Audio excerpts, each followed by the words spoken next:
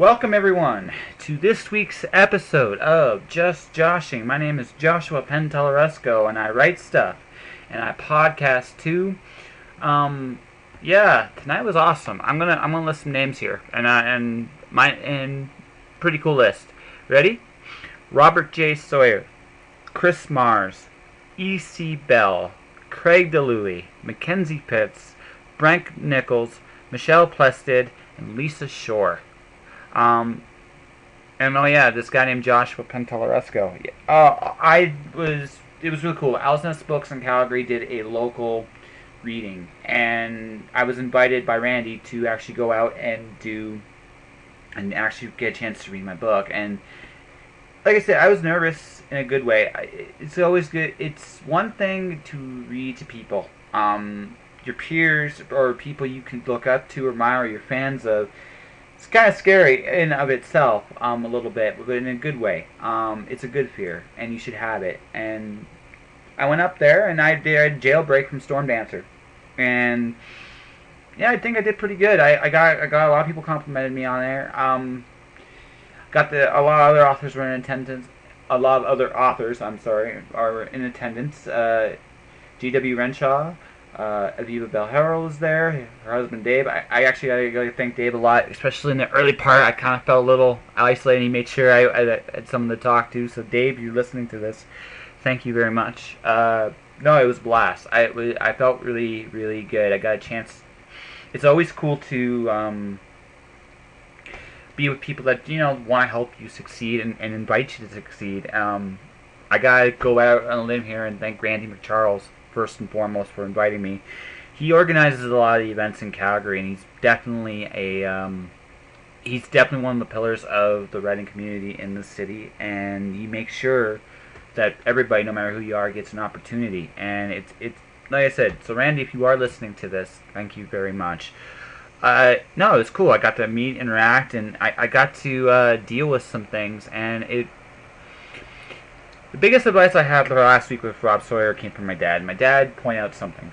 You are now one of these people, and by these people I mean I'm not just a fan anymore. And there's this. It's kind of surreal because I'm always going to still be a fan.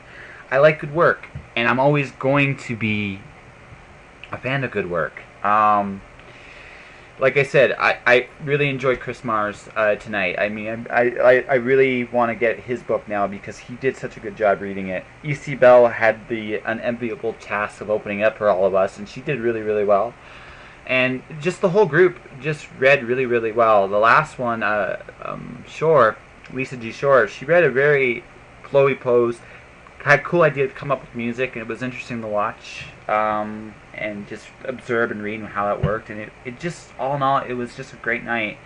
Like I said, I make it no secret, I'm not ungrateful for my day job, but I am really looking forward to the day I don't have to do it anymore. And I'm hoping like stuff like this gets me closer and closer to that. And like I said, it was great. Afterwards I went to the bar, I had dinner and got to talk to Randy, journalist. Hold on a second here. I am terrible with names, and I'm really sorry about this. But where is he? Jeff Richmond was that was one of the people I really enjoyed meeting. And there's just some really cool people, and quite a few people agreed to do the podcast. And when this recording's done, I actually got some emails to do. There's a lot of really cool stuff, and it kind of reinvigorated me a little bit because I want to keep going and keep getting better because I want to get to that point where I'm really cool. I also want to take this opportunity real quick to thank Owl's Nest Books for hosting the event. They're a great little bookstore. It definitely was out of the way, and it was really, like I said, really, really cool. And the podcast is getting more hits. I've had some really good guests. Rob definitely helped. So in terms of order for so far, my three most popular episodes are in this order. Colette Turner gets the most plays, Robert J. Sawyer gets the most downloads, and my sister, Rachel Penteleresco, is behind those two. And it's like I said, it's been a really, really good. This has been fun. Like everything just seems to be slowly working out, and I'm getting more and more well known, which is kind of cool. and I'm looking forward to doing some more events, and I'm hoping to do another one like this. Probably not in May. I'm hoping maybe to do one in the fall when I have my next book out. I got news this week about it's probably going to be a comic. Not going to go too much detail beyond this. I'll just give the general plot. Gio Marco and myself are putting together a book, and I always used to joke that I draw stick figures so badly that they'd revolt, and so that's the story. I draw stick figures so badly and they revolt. It's really fantastic. Gio has been spending the last year and a half at least, 2 years, putting this together, and like I said, it's been kind of off and on just hearing him, trying to hear from him. I'm really excited to be getting those pages really soon. So Gio, if you're listening to this, sorry if I'm putting pressure on you, bud. But yeah, and like I said, things are going really well in that end of my life, and I'm really happy because I bust my butt at it. And, you know, it's something I'm really proud of, and like I said, I'm getting better, which is really good. I feel like I'm more and more I belong, and that's like in that group, which is really cool. This week, my guest is definitely another inspiration, like someone I'm a really big fan of. I'm gonna do a quick intro before I bring him on. Dirk Manning wrote a column back, I would say 6-7 years ago now, called Right or Wrong. And I was working, longer than that, 8-9 years, damn, where's the time go? I met him back in the day, and I've interviewed him off and on over the years, and I definitely wanted to have him on the podcast. Dirk is probably one of the hardest working guys in comics I know. He puts together a lot of great work in a lot of places you wouldn't believe, and his career has been an interesting one to follow. He's not the typical superhero writer. He has his niche, and he's an amazing horror writer, and I've told him this, he's a brand, and he's a really good brand in comics, and I'm glad that he's built himself up to such a point that people are aware of who he is. I had a talk with Ron Friedman, I think is the right name. Like I said, I'm terrible with names, but we were talking, and I just said the important thing about whatever you do in this is there's 3 questions you have to answer when you market your book. Who you are, what you write, why you care. And you can apply that actually to pretty much any kind of art. Who you are, what you do, why people care. And if people applied that to what they did, they'd sell a lot more than what they do. Like I said, the people I've had on this podcast have been amazing. Dirk is probably the one that taught me this more than anybody else. He has diligently gone out of his way to brand everything. You can tell when a Dirk Manning comic comes, and it's a solid piece of work. Usually some amazing writing. He's had some talented people. Some of these people are becoming who's in the industry. Ray Dillon, Leonard O'Grady. Jim Reddington is probably one of the most underrated letterers in all of comics. He does a really good job, and he's super professional. And I've used him a few times, and I'm hoping to use him again really soon for this. Poor Canadian dollar. Ugh. But anyway, I digress. But yeah, Dirk has put together a good team that he works with, and he himself puts in a lot of work, effort, time, and energy. And like I said, he's probably one of my favorite talents in comics. I wish if he was doing anything in the mainstream, which I know is not necessarily what he does, but if he did anything in the mainstream, I would love to see Dirk Manning tackle Swamp Thing. I think Dirk Manning's Swamp Thing would be a fantastic. Dirk Manning's Hulk would be fantastic if he did superhero books or more main property books. But he's got this EC comic niche that I'm glad exists because of him. He's an amazing talent. Like I said, I can say a lot of nice things about him, but I'm going to go to the conversation at this point. So Dirk, yeah, I'm still a fan, and was glad to get a chance to catch up with him. So I'm going to go to my regularly scheduled advertisement, and then we're going to go right into the conversation. Alrighty. Tired of buying t-shirts, coffee cups, and other memorabilia that all podcasts seem to have? I sincerely hope not, because I'm jumping aboard this gravy train right now. That's right. You can be the proud owner of a Just Joshing t-shirt, photographic print, and coffee cup at my Redbubble store. Redbubble has one-click ordering and will ship anywhere in North America. Check out http://worldwideweb.redbubble.com/people/J Pentelleresco for more details. How you doing? Good. How are you? It's been a busy, wonderful time of moving and stuff. So I've been just catching up. I finally got my internet today, so I can podcast again. Hooray! Huzzah! I know. Huzzah! Huzzah! Yeah. So I apparently got into that business. Yeah. Hey, living the dream, right? Oh, I think the thing is, I just letting you know, it's already kind of starting to record now. So we're just gonna go with a conversation kind of deal. I don't know if you've been checking out any of my interviews at all lately. I've been trying to actually, by and large, ignore questions. Um, no, but there's a reason for that. I did an interview with a guy by the name of Simon Rose, and I thought he was such an interesting guy, right? That asking questions would actually ruin the flow, right? And I've actually been trying. Like, I'll still ask questions if they come up naturally, but I try to avoid the standard question and answer thing. I mean, it's great for Newsarama, but you know, I actually think it's much more interesting talking to a person. You know what I mean? Well, it's always nice just to be able to sit and catch up with you as well. I mean, we haven't had a chance to talk since Detroit, I want to say, in person. Yeah, when I was doing the signing at Dennis Barger's shop. Yeah, that was yeah, it was the last time we talked shit. Yeah. So first off, I gotta just say, congrats. I did get to pick up all Rhee Volume 2. Really, really cool. Oh, Like, thank you. yeah, like I said, I kind of wish the one time she didn't jump to where you did because I wanted to see how he got out before he did.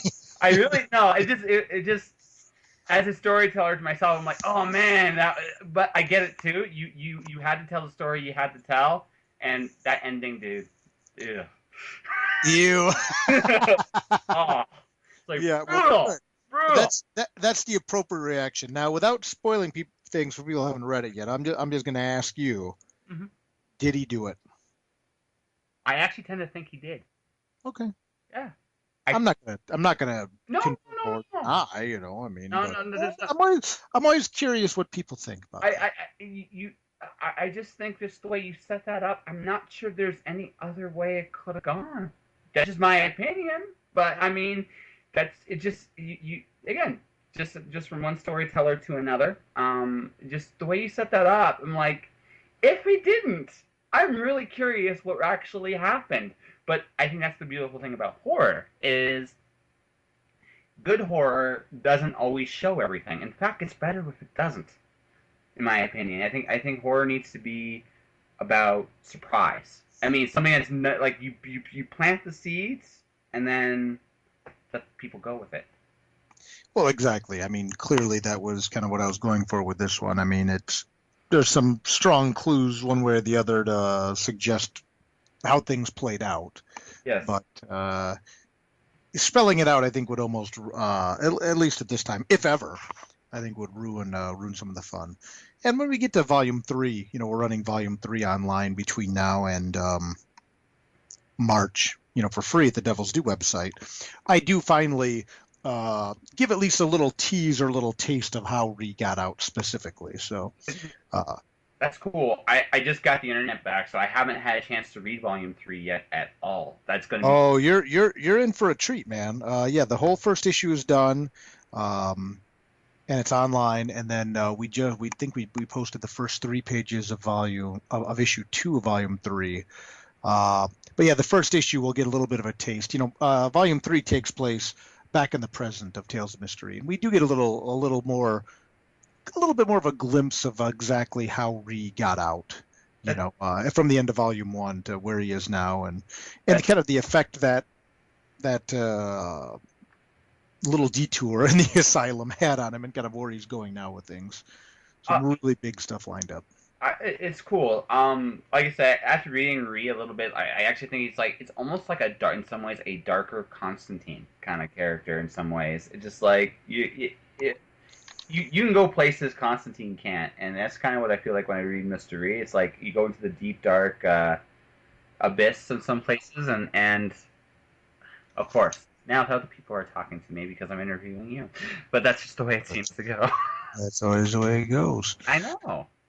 But no, I really enjoy Mystery. I think of all the only other book I've always wanted to kind of see you follow up on besides Rui is actually Farseeker.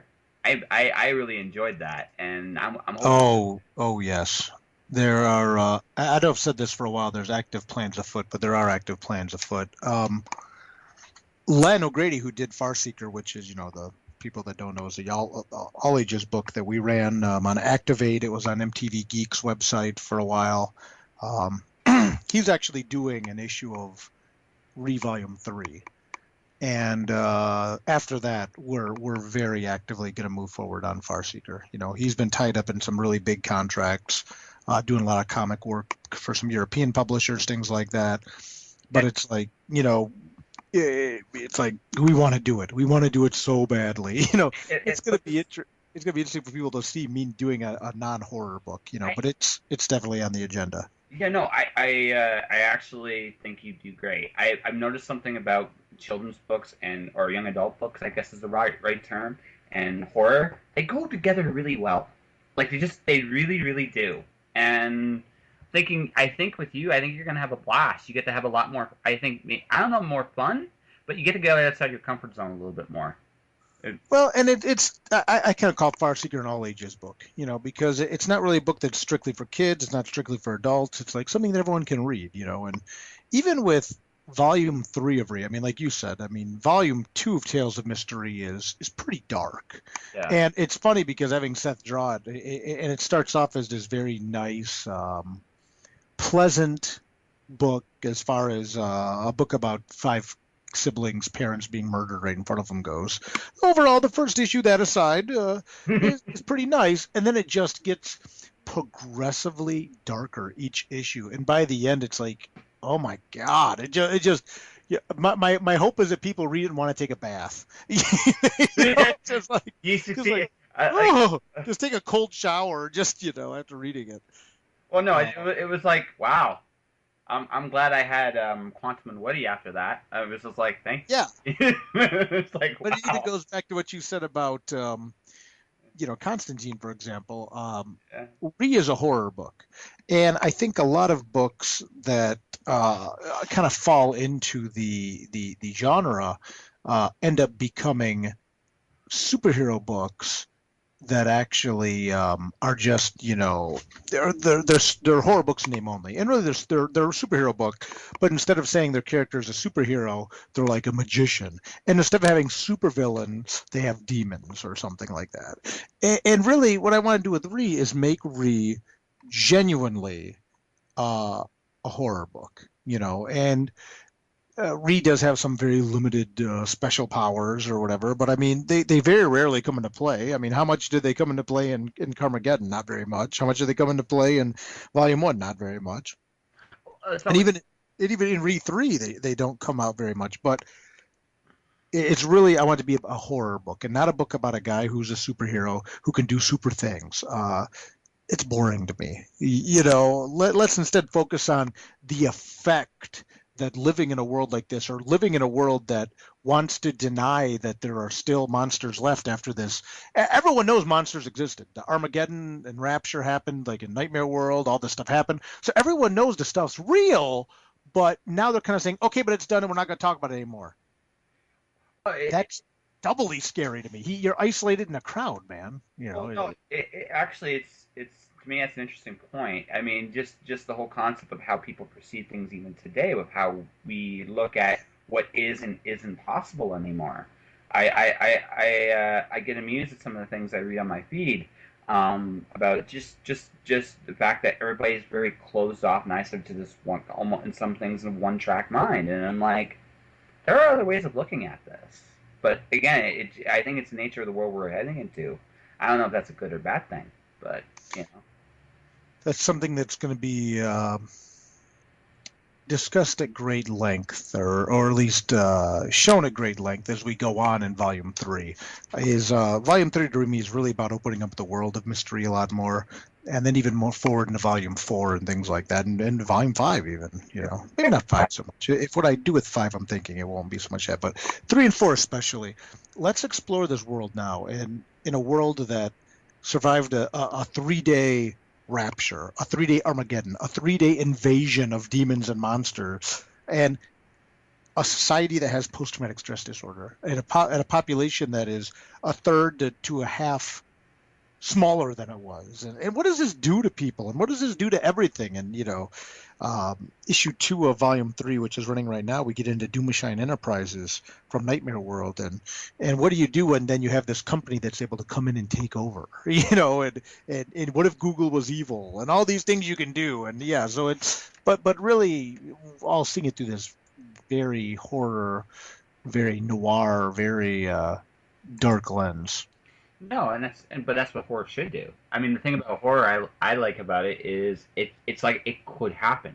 I'm not necessarily the demons and the monsters part of it, although who knows, but more along the lines of the fact that I read this once when of all things a Magic the Gathering column from the creator, one of the guys that works on the game, they did a horror block. And the biggest thing about horror is transformation, right? And it can be just like about transformation in terms of a person, like Dr. Jekyll, Mr. Hyde, or it could be how Mm-hmm. you perceive the world, which is I think what horror can really do really really well because it's not about necessarily that world's possible, but that moment, that idea could happen, and I think that's truly what makes horror scary, or can be, Yeah, you know.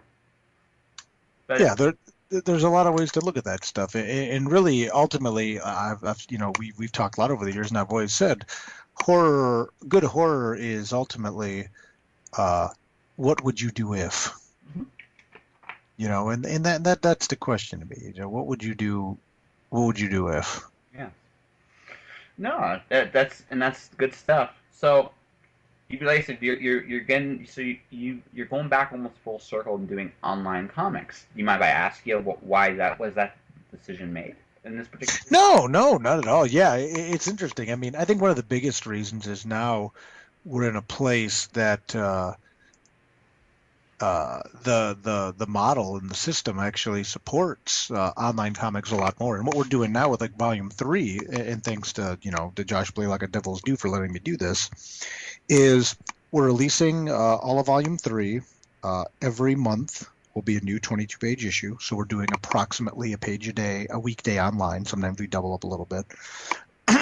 We're doing, but you can read it that way for free, or after that first Wednesday of the month, what you can do is you can go to Comixology and buy the issue for $1.99, so you don't have to wait a month. You can just buy the issue, download it, be done. So you can either do the slow bleed, and read it online day by day as it comes out, or just pick up the whole issue at Comixology for $1.99 in one fell swoop, and boom, there you have it. Then what we're going to do is that'll go to March. Then in April, we'll do a Kickstarter, kind of like we did with 1 and 2. On Kickstarter, you can get an exclusive hardcover edition of the book, a Kickstarter exclusive version. And then after that, release the trade paperback version to the public online through Diamond and Amazon and conventions and things like that. So really, we're just in a place now where this can be supported a lot easier, and a lot more ready for it. I've looked at Rhee Volume 3 on my phone, and it's like, wow, it looks nice. But even when we were starting Nightmare World and stuff like that, it wasn't necessarily that easy to do. So Well, no, it's funny to me because I just went back to I haven't picked up comics in 3 weeks, and I'm looking at my pull list. It's like, good God, it's enormous. I have a problem. But besides that, no, I'm just looking at the fact that now comics are now becoming $4 and $5 for a single issue, and I can literally now see the day where the single issue is no longer a financially feasible thing outside of maybe an issue one, right? That's but the only thing I could actually see still being a big thing. Like you go there, it's like having an album, like you get a single, or that's what the issue one will be. It'll be the single for the issue. And then I think maybe like they'll either have an online, like what you're doing right now, like an online thing where you can read it and you can like subscribe to it in some form or fashion, or or they'll release a trade paperback. I think maybe not that month, but the next month, and you'll get, because you bought the first issue, some kind of discount. I don't know. Like I'm looking at the fact that the single floppy comic book, I'm literally seeing now, like when I'm looking at Marvel selling their first issues for $5, and I'm living in Canada, so where I'm paying the exchange rate difference, so that $5 issue is like $6-7. right, Yeah, right, right. yeah. So I mean, people are complaining about $5 comics in the States. I got news for you. If you're in Canada, you are paying $5 for some of these comics now. So Well, and the thing is too, and I've been very open about this. I mean, the fact of the matter is, if you're not doing a big event comic or a licensed property book for Marvel or DC, the single issue market for a lot of publishers right now, especially more up and coming or reestablished uh, publishers like Devil's Due, for example, the market's incredibly crowded. It's incredibly crowded. And when you have companies putting out 272 variants in a month, and comic shops have to order X amount of copies of the book to get the variant, a lot of them are choosing the decision about, hey, I'll order heavy on these issues to get the variant that they can turn around and sell for more than they invested in the original issues. And then, but as a result, they don't get the diversity because they don't have it. They only have so much capital every month to invest. And and there's a thing too that I still combat, which shocks me. I mean, I'm very fortunate. I have the support of a lot of very, very great comic shops, many of which I've done signings in and been in. Other ones that I haven't yet had a chance to go to. But there are a lot of comic shops out there that are very supportive of me and supportive of Devil's Due and things like that. But the flip side is I've still dealt with a thing where, despite being around for so long and doing so much work, I'll have fans get a hold of me and say my comic shop won't order me the issue of Tales of Mystery Carmageddon, for example, Volume 2, because it's not a Marvel or a DC book. yeah, And I'm like, really? What was an Image book? No, they mainly were Marvel and DC, and then like Walking Dead or something like that, a TV property book. So it's to the point where, really, in a case of diminishing returns and things like that, it's just so much better that for people that want the issues, you can pay $1.99, get it digitally, or if you want to wait for the print collection, we'll do that. But I mean, I've advocated for this approach for years now. It's just me a matter of putting my money where my mouth is because it's just more economically viable for everyone. well, no, there's that. I mean, also the other big thing we have right now is there's a ton of good books right now. It is Mm-hmm. impossible to keep up with. Like, my pull list right now is about a fourth of its Image. Like, I love Yeah. the books they're doing right now. Oh, absolutely. All right, I love their stuff. My DC pile seems to be shrinking. I'm not going to bash them as a company. I will just simply say that they've screwed the pooch big time the last few months. The biggest elephant in the room being Supergirl, but that's another story altogether. Um, but I mean, I've been dwelling on the actual superhero books. And I've been going more and more independent. I'm fortunate where I'm at. I can get them right, and my shop has no problem ordering me whatever the heck I want. But that all said, I'm just looking at the fact that okay, Image is still kind of a viable investment because most of their books are still $3, right? Even with the exchange rate, that's not a lot of money on my end. But I'm looking at the fact that I'm looking at the bigger companies. I'm like, in a couple of years, even the big companies are going to be pushing themselves, I think, out of the market for a single issue. Because if I'm paying $5 a book, okay, now I'm looking at the fact that trade's what, 15, $20, right? Well, and Image is doing some stuff that's interesting. Like most of their trades, the first volume is $10, $9.99 American, which has its strengths and its disadvantages to creators as well. And that's something to consider. There's no easy solutions here. So instead, every publisher, every creator has to look at what is best for them and go that route. And for me, when I talked to Josh Blaylock, what Devils do about this, I said, look, let's just do it. And here's the other thing. The first two Tales of Mystery Kickstarter raised almost $40,000. This is a way to me to pay it forward to people. Say, look, here's the issues online for free. People have heard the hype about this book. You can jump into Volume 3 and read it for free. Check it out. Get the issue. Really want the issues, and read it all at once and own it like that. Get digitally. But my market, for years, and this goes back to me doing Nightmare World with the first 3 Nightmare World books through Image. Time and time again, it has been proven that my audience is a book. And by book, I mean a graphic novel audience. Mm. They've been kind of trained that way. They respond that way. So really, it's a beast of my own making at this point. That's where most people buy my work anyway, and that's fine. But we do this approach, and I think this is an approach really where everybody wins. There's no downside for anyone here. No, I actually want to give you some credit here because I think you did something a lot smarter than a lot of creators. I think a lot of the creators are catching up to. Is you branded yourself very well, and I mean that as a compliment. People know who you are. They know the hat, they like the image. They know that like even how you post pictures. You are almost a brand actually in your own. Well, any when you think a lot of your most established comic book creators, whether it be like a guy like Jimmy Palmiotti or Garth Ennis or Alan Moore or Grant Morrison, even Brian Azzarello or Jill Thompson or Evan Dorkin. I mean, I'm just a lot of these people that when you think of them, Stephen King is a non-comic book creator, but still, or Warren Ellis, a certain thing comes to your mind, or Neil Gaiman. God, I forget Neil Gaiman. Yeah. A certain thing comes to mind. So, I mean, obviously, I don't run around wearing a top hat and a scarf in real life, but that kind of became, my brand. Dirk Manning is that logo became the brand, Yeah. and I've had people, including publishers, argue with me pretty violently about it, and I'm like, look, it's kind of funny. It's how I represent my brand because I don't want. And here's the thing: if a publisher is publishing book A, they say we want your brand to be book A. But then I'm working with publisher B. They're saying we want your brand to be book B. I'm like, you know what? The book's not the commodity No. as much as the person making the books are the commodity. I want people to know that Tales Mystery Carmageddon is a book by Dirk Manning and then artist Seth the Moose. I want them to know Volume 1 is by Dirk Manning with artist Josh Ross. I want them to know Volume 3 is, oh my God, it's Dirk Manning with, Mariana Pescada and Seth the Moose and Austin McKinley and Anthony Lee and Len O'Grady and Howie but the brand needs to be the creator to me. That's the thing. It doesn't matter where I'm going, what I'm doing. We talked about Farseeker earlier being an all ages book.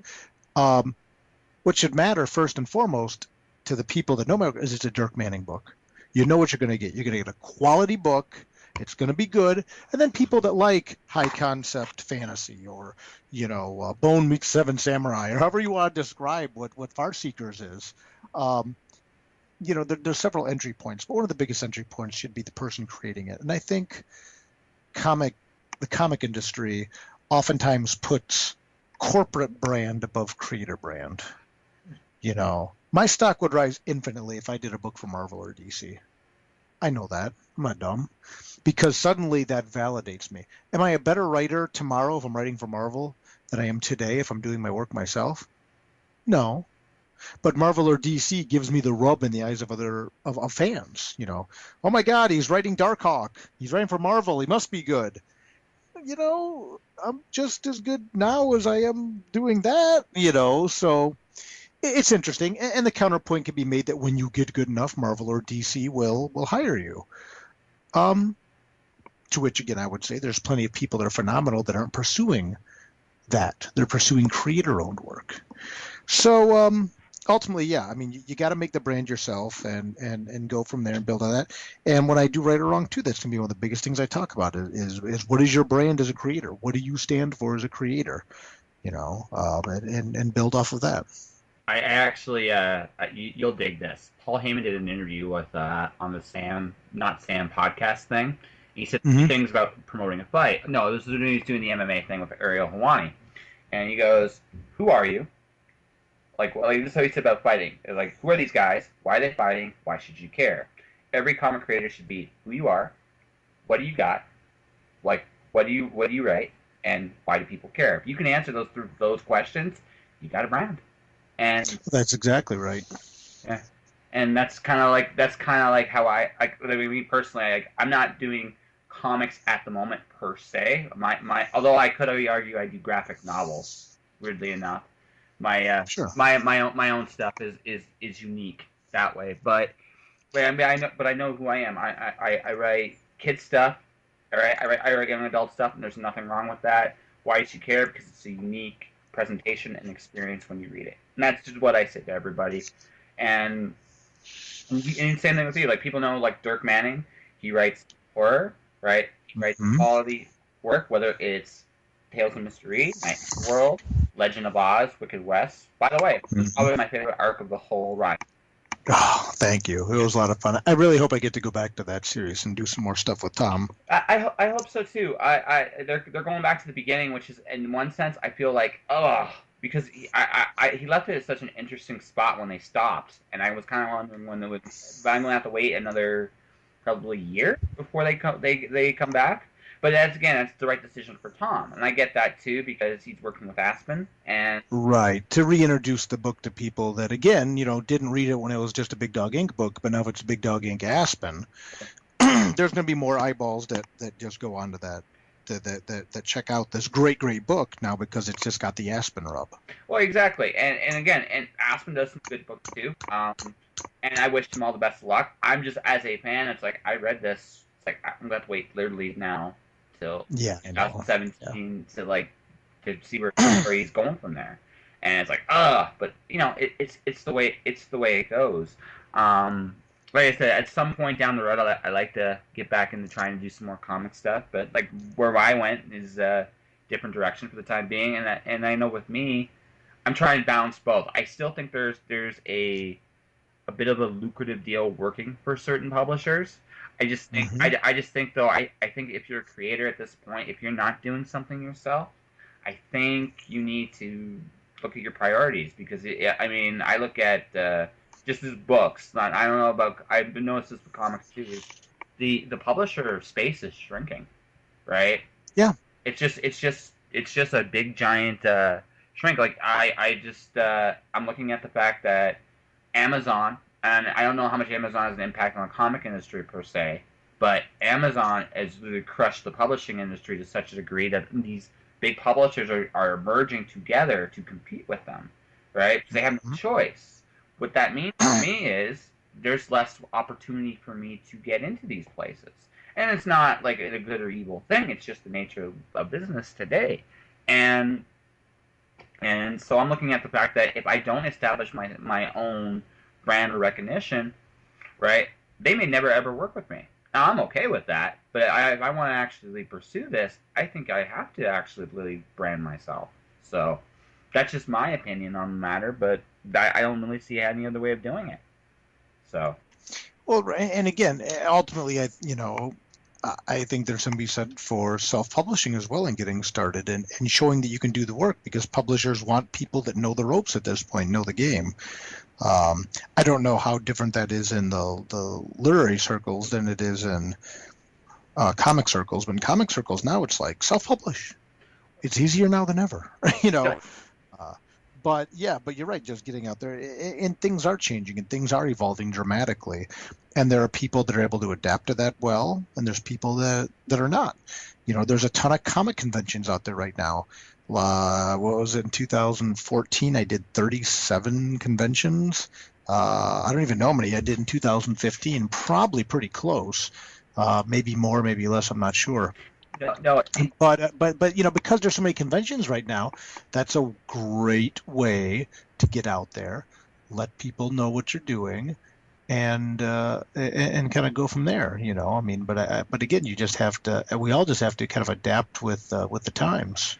I don't know, and I think the big key to that too is volume. Um, you have a very decent volume set. You got Three Trades with Nightmare World. You have Right or Wrong, which, by the way, folks, is a great book. Probably the second best Thank book you. to get. I behind Understanding Comics. McLeod just was amazing with that book. Oh, I take no shame in being second to Scott McCloud. Thank you. Yeah, no, that's if you guys want to get into comics, if you're a writer, you must read Dirk's book. If you're in, but make sure you read McLeod's book first, and then read Dirk's, and because there's some really good advice in both. So there, shamelessly plugging you. And then, but you got volume too, right?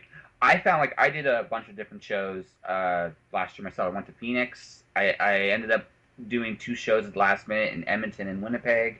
Um, my local stuff in Calgary, and I went to a small town in Alberta called Lethbridge. And I find, like for me, I'm like, compared for me to you, you have a volume where you can go and do this. I've learned that once I got to my second book, Storm Dancer, it was easier for me to sell the first one.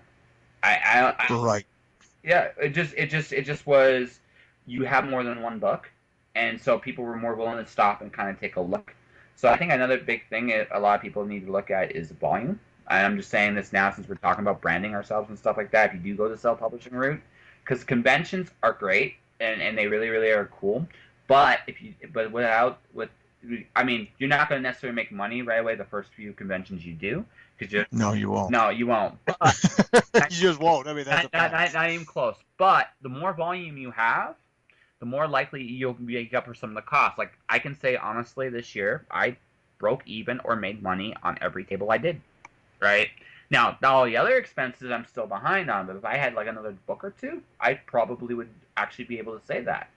Which I again, I'm very fortunate, I guess, or maybe I just know how to sell, but that's just it. Like you got an amazing volume, so you can go to a lot more of these shows, and you probably do. I'm guessing at this point, I seriously said this. You really should do the Dirk Manning tour T-shirt.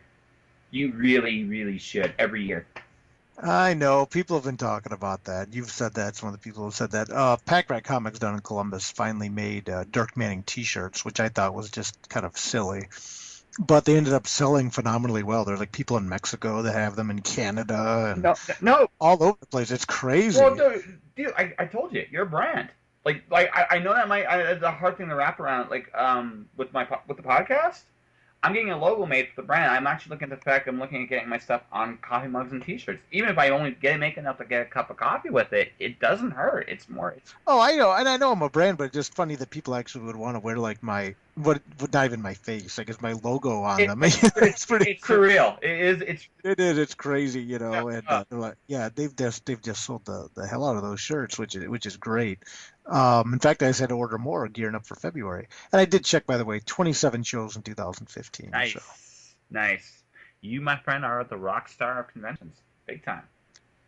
oh, I don't know about I don't. I I don't just doing what I got to do. well, no, but I mean this as a compliment. You did.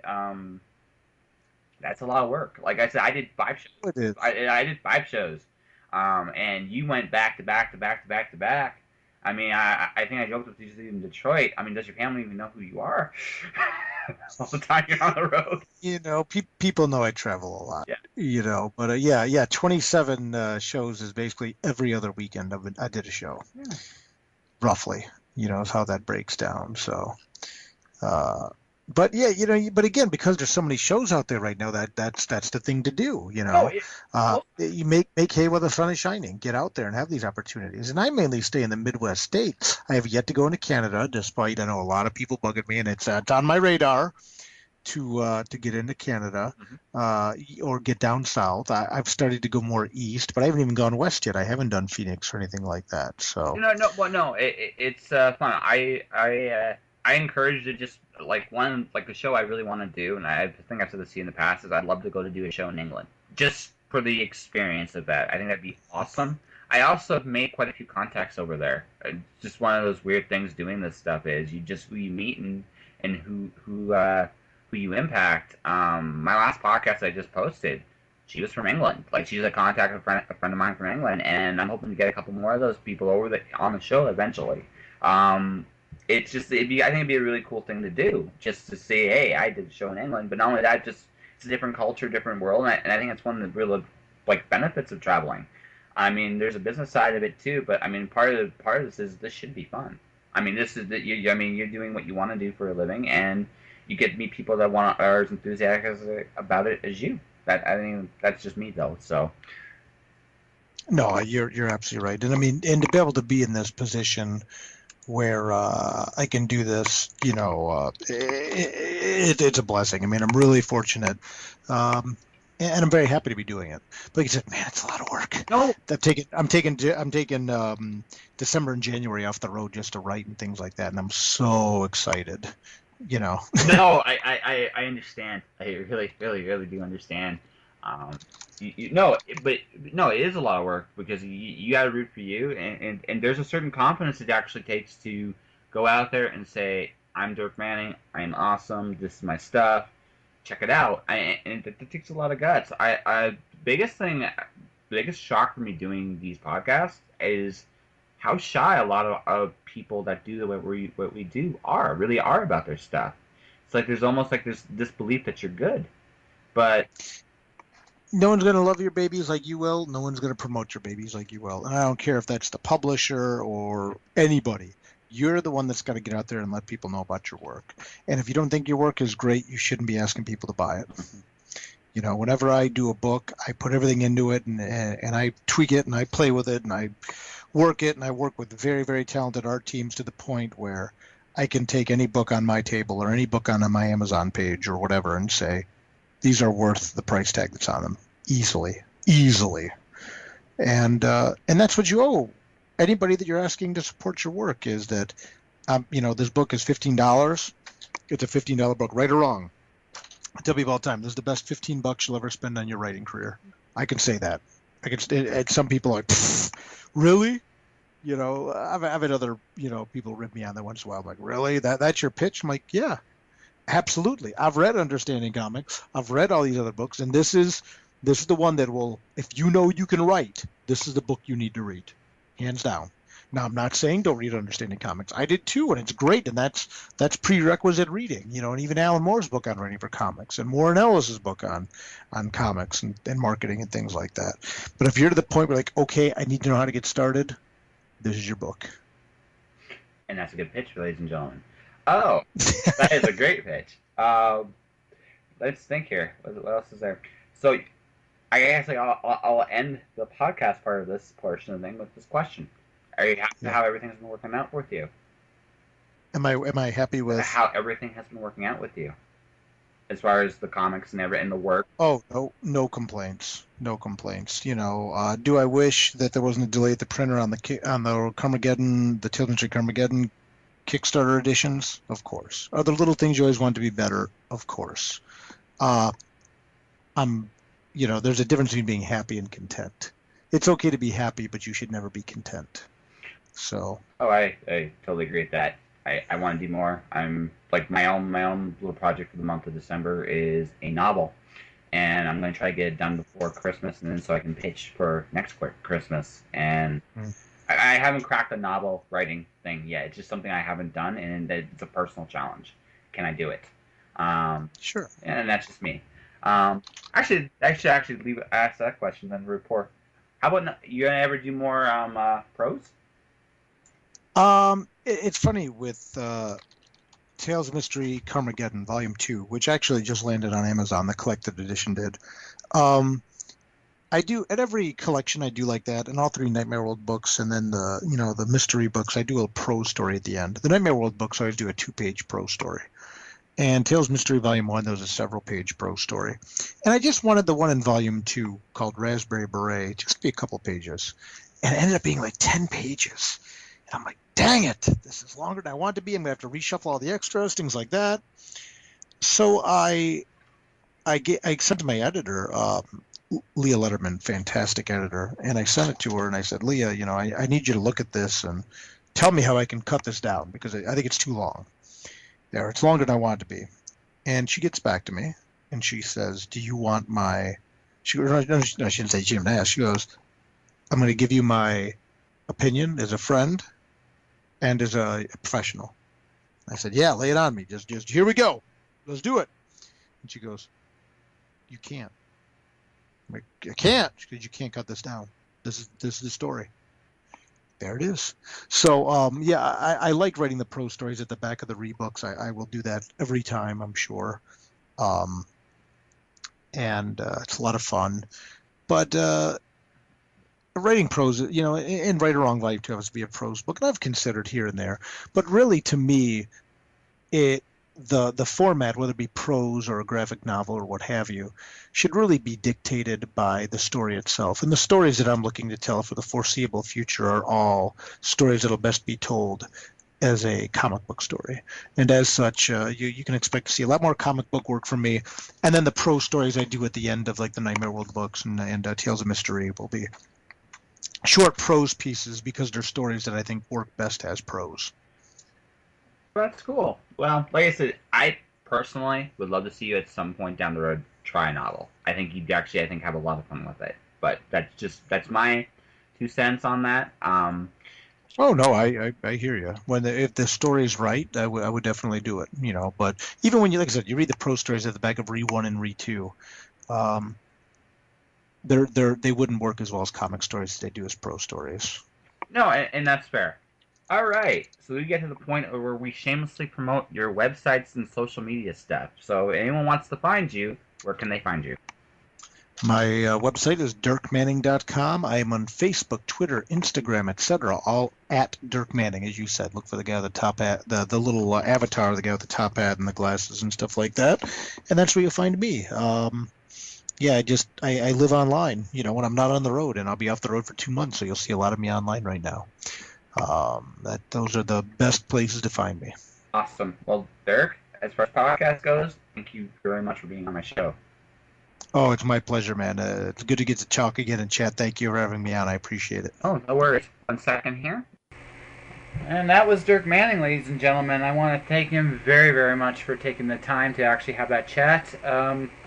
Tales of Mystery Volume 3 is running as of this moment and concluding in March. His Kickstarter will be going off in April. I encourage everybody to check it out. Like I said, Dirk's work is some of the best you'll find in comics. Yeah, he hasn't written anything I would consider. Well, that's going to sound like damning praise.